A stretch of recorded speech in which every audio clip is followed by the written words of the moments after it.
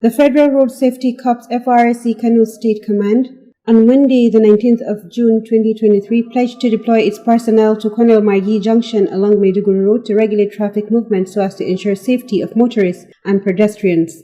The Sector Commandant, Ibrahim Salou Abdullahi, made the promise during a courtesy visit to Maryam Abacha, American University of Nigeria, MAAUN Kano, located at Nasarawa GRA, Kano State. According to him, the measure was necessary in order to regulate the recurring traffic congestion experienced at the junction, which prevents easy passage to Maryam Abacha, American University. Mr. Salou, who lauded the founder and chairman governing council of MAAUN, Professor Adamu Abubakar Gorzo, for his track record in rendering humanitarian services, also described him as a model that needs to be emulated by all. In his remarks, Professor Gorzo, who doubles as the president of the Association of African Private Universities, expressed gratitude for the visit. Professor Gorzo promised to facilitate the process of securing an ambulance for the command to enhance the speedy conveyance of accident victims to the hospital.